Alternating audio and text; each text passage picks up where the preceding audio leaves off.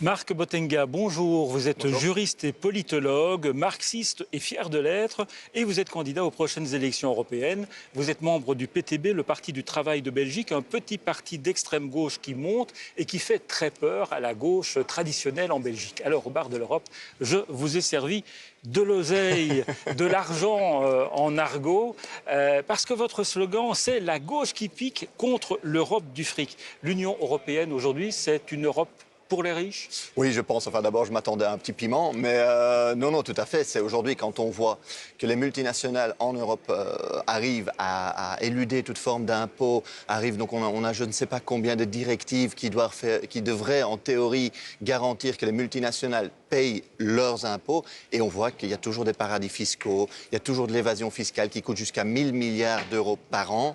Et évidemment, ça, c'est pas une coïncidence, c'est voulu, et donc on laisse cet argent se plaquer dans toutes sortes de paradis fiscaux, et entre-temps, on fait payer les travailleurs.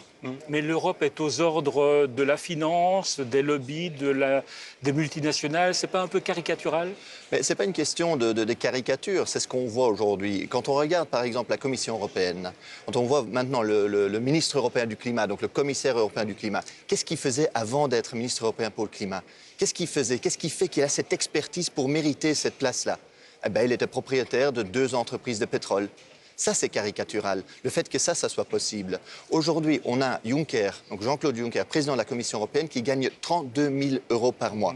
Avec ça, on crée une caste politique européenne complètement déconnectée des gens, mais très, très proche des multinationales. Parce que ces gens-là, ils ne comprennent pas ce que vit un travailleur qui n'arrive pas à la fin du mois avec son salaire. Et ça, il faut rompre avec ça. C'est pas acceptable. Et vous allez faire quoi des 6 600 euros par mois que vous allez gagner si vous êtes élu? Mais tout d'abord, moi, je m'engage, comme tous les députés du PTB, c'est un principe ferme de notre parti, à continuer à vivre un salaire moyen de travailleur, parce que pour nous, si on a ces salaires-là, on n'arrive pas à comprendre les travailleurs. Et donc nous, on reverse très simplement tout ce qui dépasse, disons, le salaire du travailleur moyen belge. Vous reversez au parti? Oui, tout C'est à un fait. peu comme chez les témoins de Jéhovah. Euh, je pense que nous sommes très loin des témoins de Jéhovah. Non, je pense que c'est une question de vision politique. Nous ne voulons pas que la politique serve à s'enrichir. Un politicien, il est là pour servir, pas pour se servir. Alors, vous souhaitez avoir un siège ici au Parlement européen. Ce Parlement, ce n'est pas un contre-pouvoir.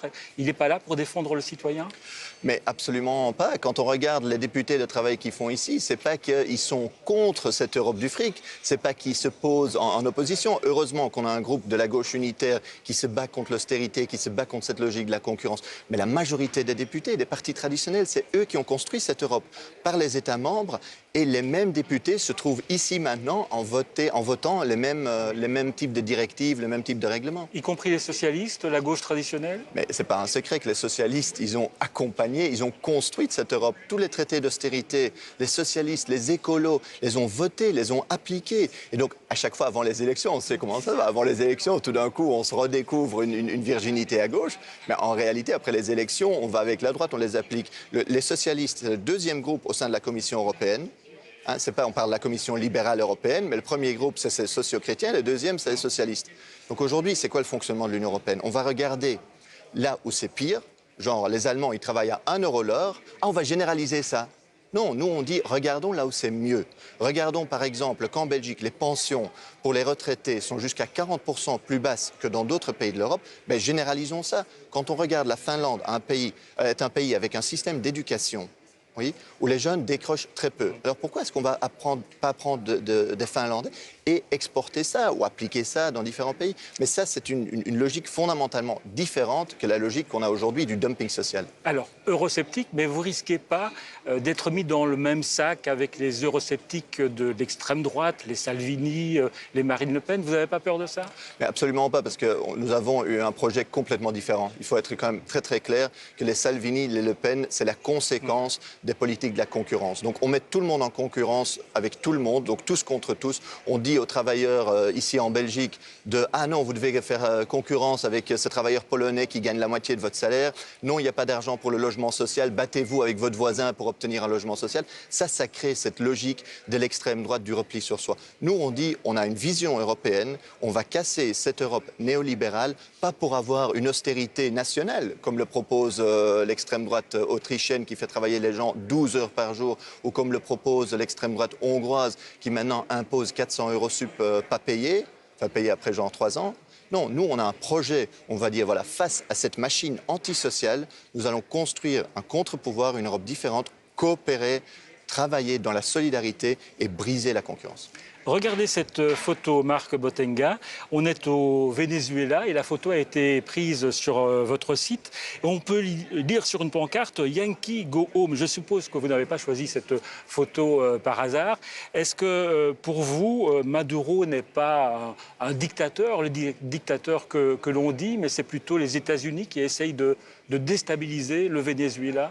Je pense qu'il y a au Venezuela depuis des années des gros problèmes de pénurie de matières et de biens de première nécessité, des médicaments, on a une inflation qui est très importante. La question, c'est quelle est ensuite la politique qu'on applique et qu'appliquent les États-Unis face à ce pays. Et là, on dit, plutôt que d'aider ce pays à s'en sortir avec ses difficultés, on va déstabiliser le pays, on va imposer des sanctions qui vont empirer la vie des Vénézuéliens dans l'espoir d'un changement de régime pour reprendre le contrôle sur ce pays qui détient quand même la plus grosse réserve de pétrole du monde. Hein. Et donc ça, les Américains le disent très ouvertement. Mais les gens ont faim au Venezuela aujourd'hui. Les gens ont faim. Il y a d'énormes problèmes, je l'ai dit, évidemment. La question, c'est est-ce qu'on empire la situation ou est-ce que l'améliore? Et un embargo, des sanctions, ça empire quand même le quotidien des Vénézuéliens. Est-ce qu'on veut les aider ou pas? Nous, on l'a vu, hein, quand on l'a fait en Libye, quand on l'a fait en Irak, etc. Déstabiliser, travailler à un changement de régime, ça n'aide pas les gens sur place. Alors, Marc Botenga, vous allez prendre une petite boule surprise. On va vous faire ça. Avec une question surprise. Écoutez, je vais prendre la rouge, mais je ne vais pas prendre la rouge qui est la plus facile à prendre, parce que ça, c'est souvent en trompe-l'œil. Alors... Est-ce que je vais y arriver? Oui, voilà. Alors, voyons un peu ce qu'il y a dedans. Ah, mais ça, c'est un petit jouet. Ah, je ne peux pas le petit jouet? Alors, voilà. Mais vous pouvez garder le petit jouet pour vous, hein, pour le ramener à la maison sans problème. Voyons. Un salaire de 9 millions pour Buffon, est-ce que c'est mérité? Alors, joueur de football italien, et vous êtes amateur de foot italien. Absolument. Alors là, vous devez vous étrangler. J'ai même suivi très longtemps des matchs de la Juventus. Non, je pense qu'effectivement, c'est des salaires qui sont complètement démesurés. Je pense que tout le monde s'en rend compte. Je veux dire, un travailleur n'a pas ça.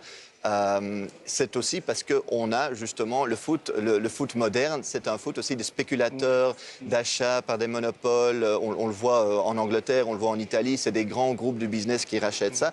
Et donc ça devient finalement un jeu de l'argent et ce n'est plus le jeu. Moi, quand j'étais jeune et j'allais au stade, je savais qu'une petite équipe belge pouvait gagner, le FC Malines à l'époque, pouvait gagner la Coupe d'Europe. Aujourd'hui, c'est impossible parce que là aussi, c'est le fric qui gouverne.